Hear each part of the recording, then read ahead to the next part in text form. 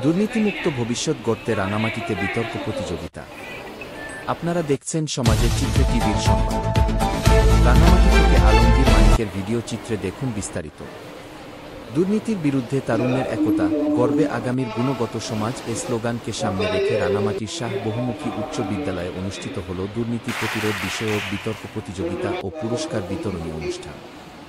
অনুষ্ঠানে প্রধান অতিথি হিসাবে উপস্থিত ছিলেন রাঙামাটির অতিরিক্ত জেলা প্রশাসক শিক্ষা ও আইসিটি জুবাইদা আক্তার।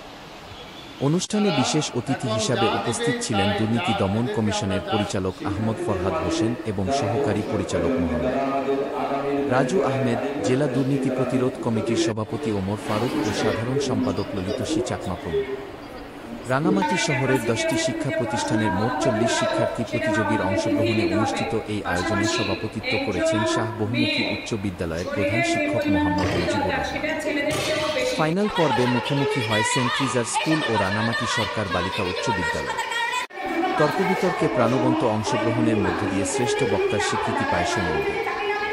বক্তারা বলেন, শিক্ষার্থীদের মধ্যে দুর্নীতি বিরোধী চেতনা জাগিয়ে তুললেই গড়ে উঠবে স্বচ্ছ ও ন্যায়ভিত্তিক সমাজ। এ ধরনের কার্যক্রমই হবে আগামী দিনের দুর্নীতিমুক্ত বাংলাদেশের ভিত্তি। অনুষ্ঠান শেষে বিজয়ীদের হাতে পুরস্কার তুলে দেওয়া হয়। সমাজের চিত্র টিভি সংবাদের সাথে থাকার জন্য ধন্যবাদ। সবার আগে আপনার এলাকার সংবাদ পেতে আমাদের চ্যানেলটি সাবস্ক্রাইব করুন।